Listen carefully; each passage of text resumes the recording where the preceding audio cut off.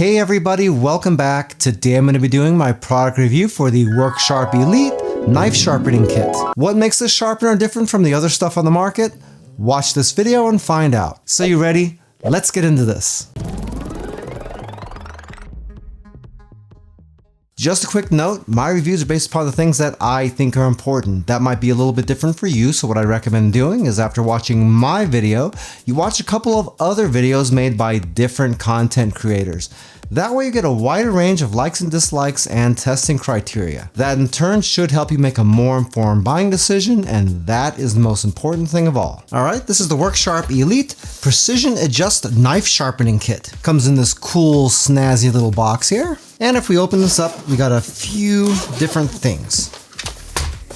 On this side, we've got plastic stand.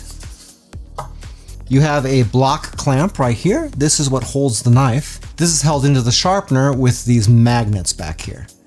Sounds kind of hokey, but they actually work really well. It's got this wheel right here that loosens and tightens the clamp on the front. Right here, you have your sharpening chassis. This is where the clamp mounts to. Goes in just like that. And the magnets actually keep it really nice and secure in there. This can rotate with the knife in it, and you do that by holding this button down. So if you hold this button down, you can turn this whole thing 180 degrees. And this thing just snaps into this base right here. I'll show you how to do that in just a couple of seconds. Right here you have an adjustment knob, and that changes the angle at which this is going to hold your knives. You can see the bottom angle is 15 degrees and it goes all the way up to 30 degrees. By turning this dial, you can change that little by little. You'll be able to see that a little bit better once we have this thing put together. In the more popular areas, like between 15 and 20 degrees, you've got extra lines here on the other side that'll help you differentiate exactly what degree everything is. So that's 19, 18, 17, and 16. That way you don't just have to sort of guess on this side. Kind of would have been nice if this would sort of snap into each one of those areas instead of having to rely on your eyeballs, but that might be just sort of a nitpicky gripe. And that's basically all the function that this piece has. The magical thing about this sharpening kit are these things right here. These are called sharpening rod pins. You can see that this kit comes with 3 of them, and also this little plastic dealie that has got holes in here so you can mount it to the wall if you wanted to. It's got this middle piece right here that's got 3 different sharpening plates on it. This part right here is where it connects into your machine. And then up at the top and the bottom, you have these little rubber O-rings that can be moved up and down if you want to change the amount of travel that this thing has. And you can see right here, it's got a number to show you what grit it is. So that one's 320 grit. If you want to use one of the other ones, you just twist this thing right here. And then there's the 400. And then down here is 220 grit. Remember, the lower the grit number, the more coarse it is. So when you're sharpening, you start with these lower numbers and you make your way up to the higher numbers. On this other one right here, this one has got a smooth ceramic piece on it. And then if you look at these other ones, this one is 800 grit. And then the one below that is 600 grit. The third one in the kit is special. This pad's made of leather and it's for stropping. Okay, I'm going to show you how this thing goes together. Okay, the stand goes there. The chassis has this lip on the back, so you'd actually hang it in here into the front and then just push down until it snaps in. Then you got the clamp I was talking about that just goes in right here, like that. You can see it's in there nice and secure. This comes with this little piece of cardboard that you would leave in the center here when you're not using it. That way your clamp doesn't get all messed up. And then the last part of the machine are these rods. This has this pin right here that just goes up into the bottom of that thing. Right there. As you can see, I can't, but there we go. And then it just sits on the top right there.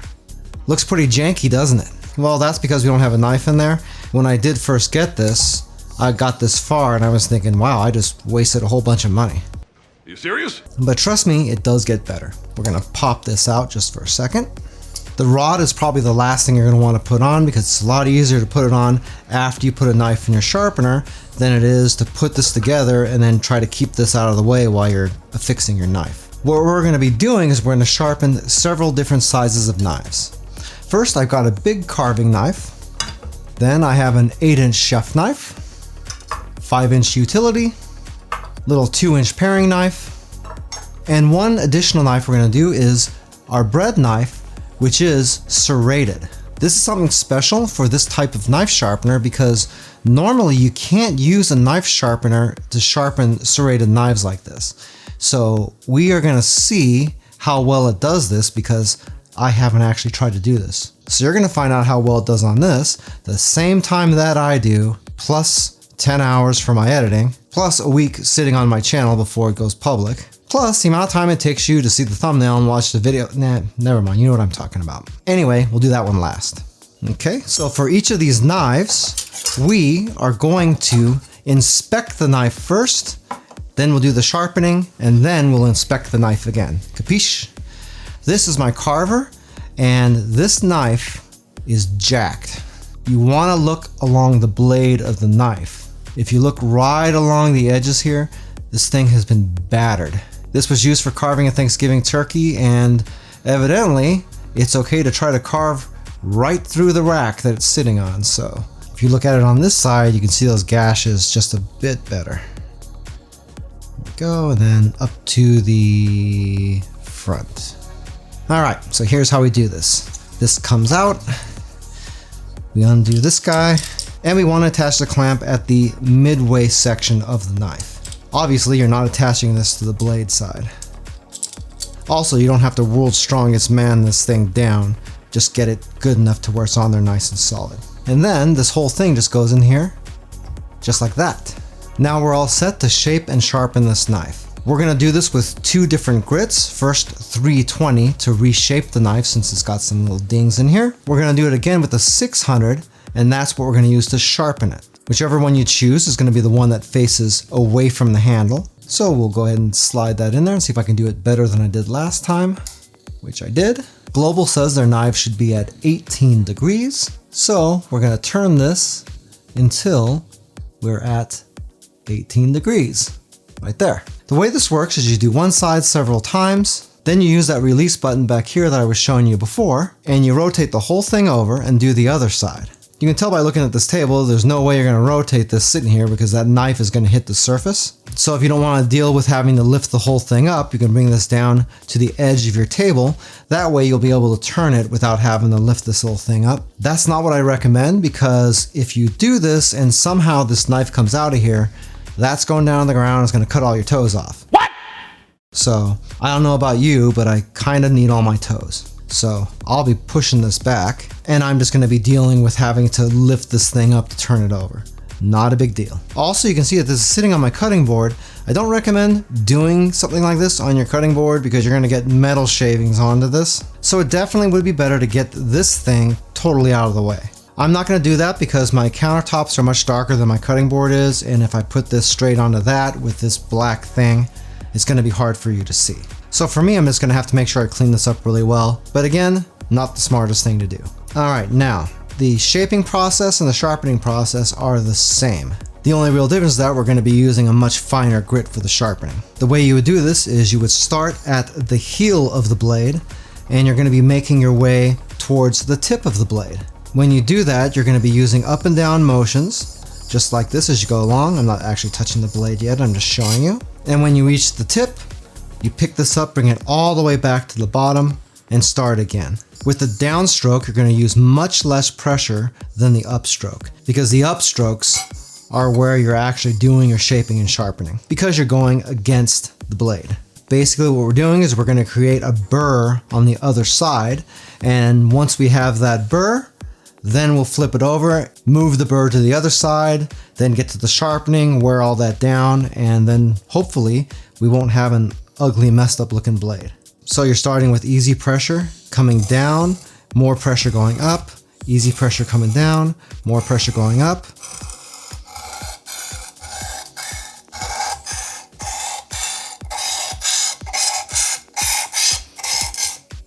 Just like that. And we're gonna run probably 4 passes this way.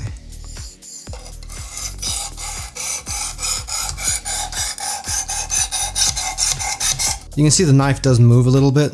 Don't worry about that, it's not gonna come off. At least it hasn't on me yet, knock on wood.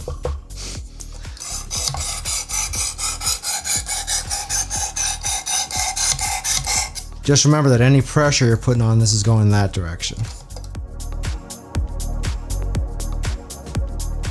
Okay, once we've got that burr showing up, which you will be able to feel if you touch around here on the bottom. Don't be pushing your finger into the blade, that will be terrible. Just feel underneath and come down, and you should feel a little bit of a lip there. Now I can hold this button in, and we can twist this around like that. Now, since this is the other way, we're actually starting from this side and going this way now.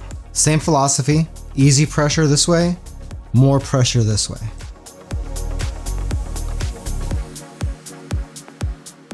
Okay, and then we should feel the burr back on the other side again. Okay, now we're gonna push that button again, and we're gonna turn our knife back the other way once more. Okay, now we can pop this guy out, and we're gonna move over to our 600 grit. This will be the exact same process as last time. One little thing I'd like to mention though is to be really careful when you're doing this. You are working your hand really close to this blade. So don't be moving your hand around too much on this. This should stay up on top. You want to be really careful because you don't want your hand going into your blade, especially now because these knives are going to be extremely sharp when you get done. So remember, just take your time. It's not a race.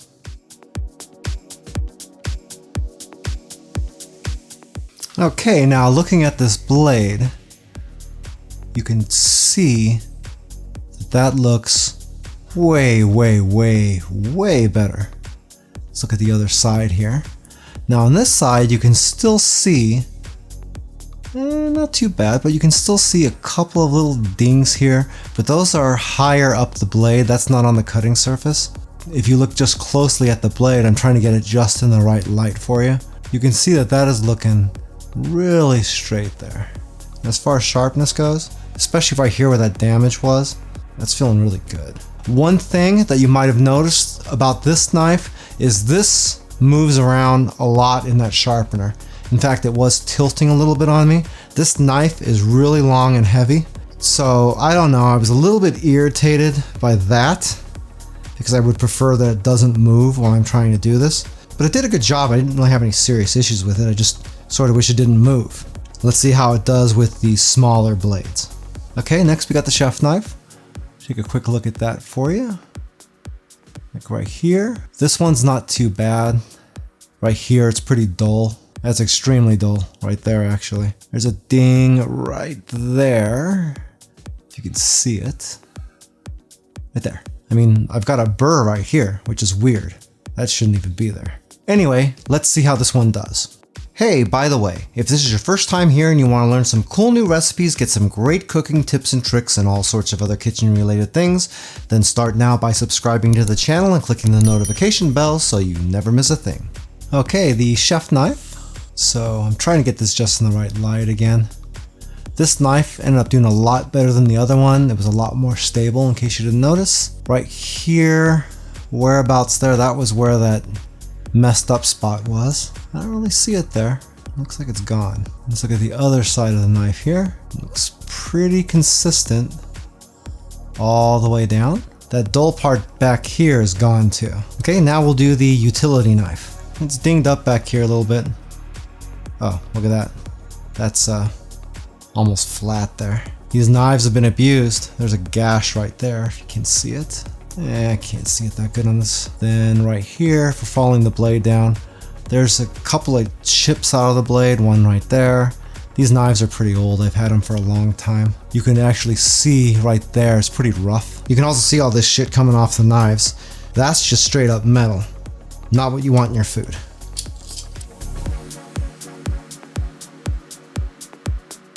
Alright, now for this utility knife. Let's follow that blade all the way down. Pretty freaking good.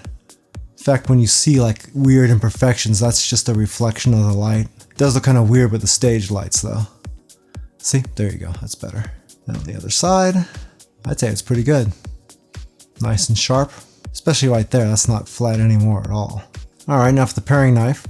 This knife gets used sometimes for not food things. We won't really get into that too much, but it does take a toll on this thing.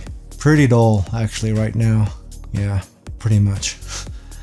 Okay, let's do it. One quick tip about this, you might be able to see in the fast forwarded video a couple times that I did have this pop off of the chassis here. That's because if you're putting downward pressure on this and this gets up too high, you can push this down off of here. That's kind of a little bit of a design flaw, I think. You can, however, avoid that with a little bit of technique. First, you can hold this handle down closer to the bottom. That way you're keeping the pressure near the surface of the blade and not so much on the handle here. You'll see that your fingers down here when this is all the way up is just pushing down on the blade. But if my hand was up here, it's pushing down on this, see? The first couple of times you use this, it might feel a little bit clumsy and clunky, and that's gonna turn a few people off to this thing. But if you get used to it and learn a little bit of technique for it, it ends up working out a heck of a lot better.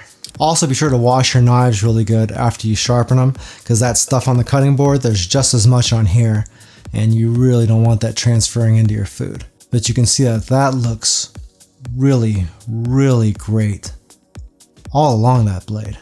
And that is super duper sharp too. Nice. Okay, now we're gonna do this serrated knife. Now the way you do this, it's gonna be a little bit weird. For this, you're gonna be using the ceramic plate, and we're not even using the apparatus here at all. In fact, we can get that out of the way. This, you're holding this in your hand, holding your knife with the other hand, and you're gonna find the angle that your serrations are at. So you're doing it the same way, except you're doing all the motion yourself, and you have to do each one of these serrations individually.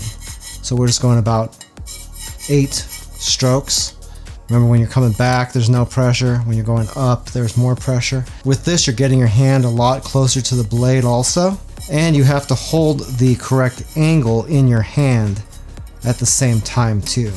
I don't know about you, but for me, typically the only thing I'm using a serrated blade for is bread. At least that's all I've ever used them for myself. If that's the case, sharpening is not going to happen very often.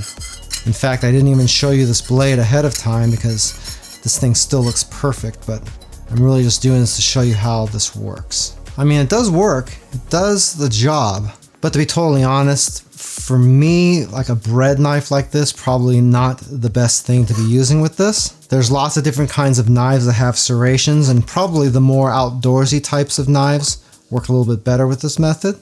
But for me, I really don't care for that at all. In my opinion, WorkSharp did a pretty darn good with this sharpening kit. It looks sort of daunting when you take it out of the box, but it is really easy to use and produces really nice results. In fact, I kind of like the results better out of this kit than I do from my electric knife sharpener. If you'd like a little bit more information about the WorkSharp Elite knife sharpening kit that I have in this video, I do have an Amazon affiliate link to it down in the description.